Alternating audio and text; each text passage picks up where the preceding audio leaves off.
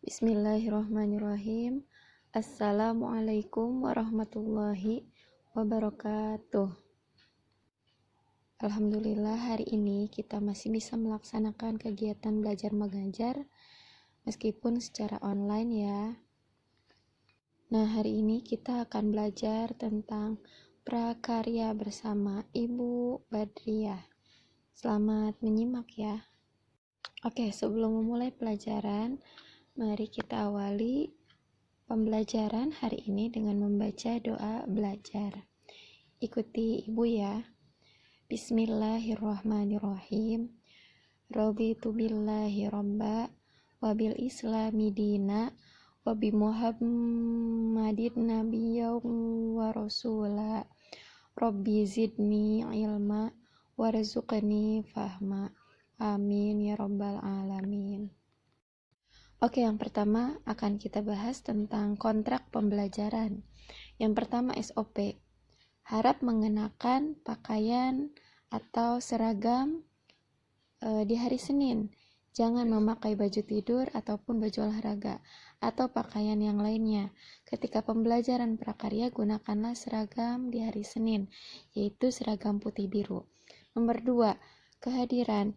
Setelah mengikuti pembelajaran prakarya, tolong memberikan absen dengan cara mengechat ke ibu bahwa antum sudah menyimak materi yang sudah ibu berikan, baik itu via YouTube ataupun WhatsApp ataupun blog.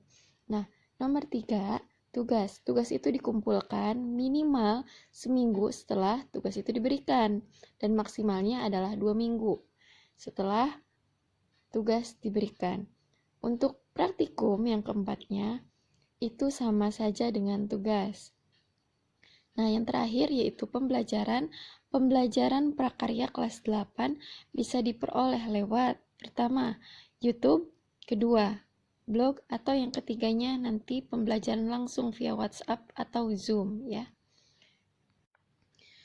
Oke, pada bab pertama untuk kelas 8 di semester 1 kita akan belajar mengenai kerajinan bahan lunak. Nah, pada kerajinan bahan lunak, kerajinan yang terbuat dari bahan lunak berarti ya. Nah, yang seperti apa bahan lunak itu?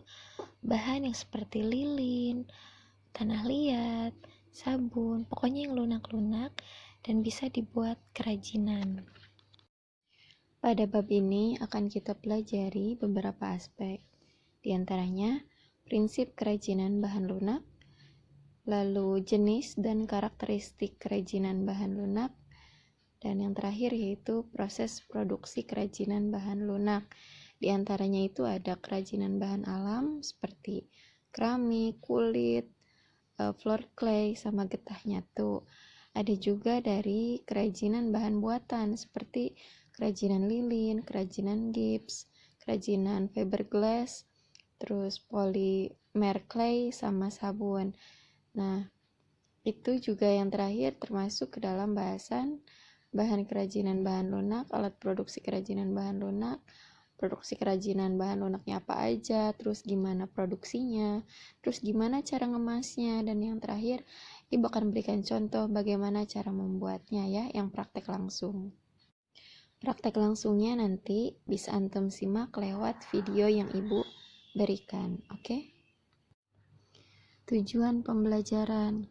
Setelah antum belajar bab ini, diharapkan antum dapat menyatakan pendapat tentang keragaman karya kerajinan bahan lunak sebagai ungkapan rasa bangga dan wujud rasa syukur kepada Allah Subhanahu wa Ta'ala dan bangsa. Yang kedua, diharapkan juga antum bisa memahami pengertian, sejarah, jenis, sifat dari karakteristik kerajinan bahan lunak berdasarkan rasa ingin tahu ya dan peduli lingkungan. Yang ketiga, diharapkan juga nanti antum bisa memahami teknik pengolahan, bagaimana prinsip rancangannya, terus bagaimana sih cara membuatnya dan mengemasnya ya, berdasarkan karakter yang dapat dikembangkan sesuai kebutuhan wilayah setempat.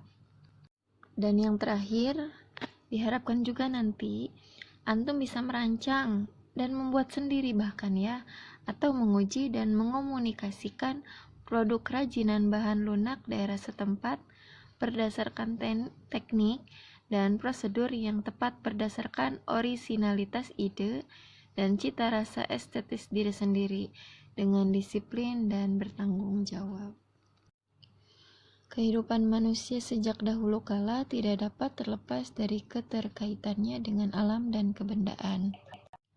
Perkembangan sosial budaya yang sangat pesat saat ini itu berpengaruh ya terhadap perilaku maupun selera masyarakat terhadap kebutuhan kebendaan itu. Nah, kerajinan yang memiliki kekuatan itu mampu menjembatani kebutuhan tersebut. Dan sudah banyak jenis kerajinan bahan lunak maupun alam atau buatan ya, yang produk-produknya itu sudah dijajakan dan tersebar di berbagai daerah di perkotaan. Nah, biasanya bisa dalam produk bingkai foto, hiasan, gantungan kunci, dan sebagainya. Bahkan, pasar impor itu telah mendominasi penggunaan bahan lunak sebagai bahan kerajinan. Karena ternyata ya benda-benda seperti di atas itu yang ada di layar itu merupakan hal yang menarik konsumen karena keindahannya atau kepraktisannya dan keekonomisannya. Oh iya, setiap kerajinan yang dihasilkan juga itu memiliki karakter dan ciri khas. Ya, hal ini tercermin jelas dari tekstur corak dan bentuknya yang menampilkan ciri budaya yang melatar belakanginya. Seperti contoh pada cangkir tersebut itu memiliki corak batik. Nah, batik itu khasnya dari mana sih? Nah, itu kan berasal dari Pekalongan ya. Berarti bisa diasumsikan bahwa cangkir atau gelas yang bercorak batik itu berasal dari Pekalongan, Indonesia.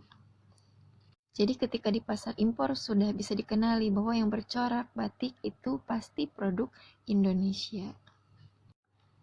Atau yang lainnya seperti tanah liat atau keramik dan getah nyatu dari Kalimantan. Nah, sekarang coba antum perhatikan aneka produk bahan lunak yang ada di layar dan tolong golongkan manakah yang termasuk dari kerajinan bahan lunak bahan alam dan manakah yang termasuk ke dalam kerajinan bahan lunak dari bahan buatan. Identifikasikan ya. Nah, antum tahu nggak sebetulnya para pengrajin itu yang suka membuat sesuatu itu memiliki pengetahuan yang sangat luas loh terhadap keragaman dan alat ya, serta teknik dalam pembuatan karyanya sendiri.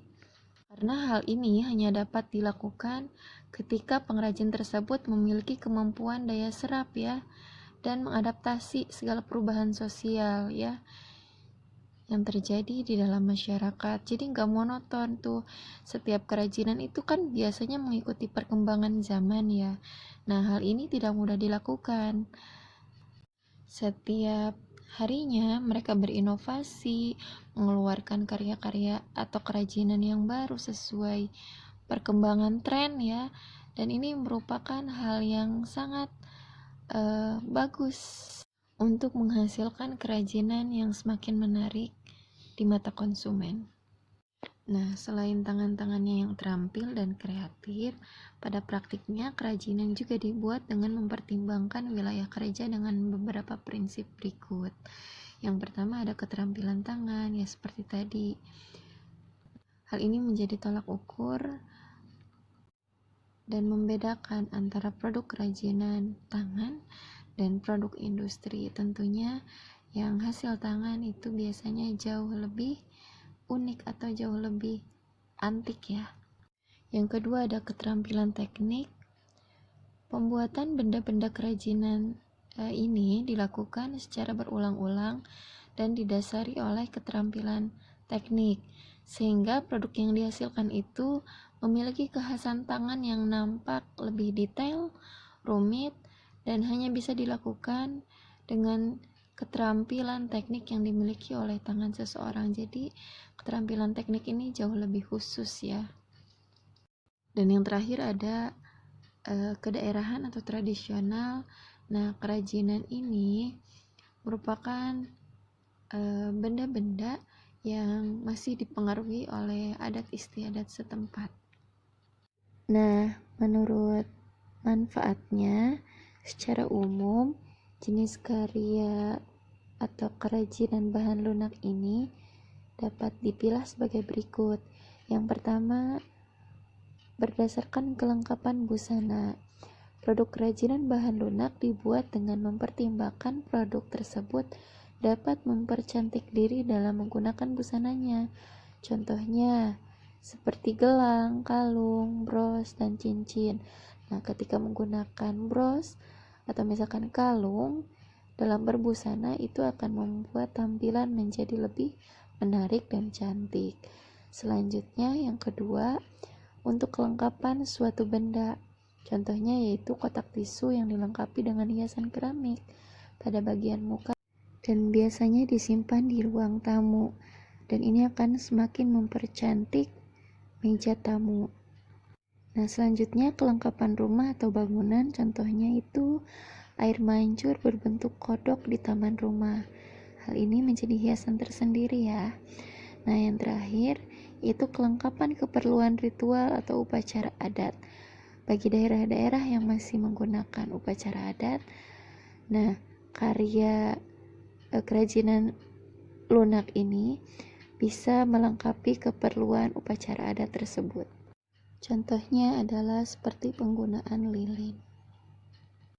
Berdasarkan prinsip kebermanfaatan yang sudah dibahas sebelumnya, maka kerajinan bahan lunak itu bisa disebut sebagai penambah keindahan ketika memakai baju dan ditambah dengan bros. Nah, itu akan menambah keindahan. Yang kedua, memberi penekanan atau kekhasan pada suatu benda. Ketika sebuah kain bercorak batik atau misalkan atau tempat tisu yang bercorakan batik, hal ini bisa diasumsikan bahwa itu merupakan produk Indonesia. Selanjutnya, menjadi persyaratan pemakaian ketika dalam upacara adat ya, dan membutuhkan lilin misalkan ya. Nah, ini merupakan syarat ketika kegiatan itu akan dilaksanakan. Yang keempat, merupakan pertanda atau simbol. Yang kelima, dibuat khusus sesuai benda aslinya atau duplikasi. Nah, yang terakhir yaitu sebagai bagian dari karya seni. Alhamdulillahirrabbilalamin. Materi hari ini Ibu cukupkan sampai di sini. Semoga apa yang sudah Ibu sampaikan bisa bermanfaat untuk kita semua. Terima kasih sudah menyaksikan dan menyimak dengan baik materi pembelajaran hari ini. Mohon maaf jika banyak kesalahan. Akhirul kalam. Assalamualaikum warahmatullahi wabarakatuh.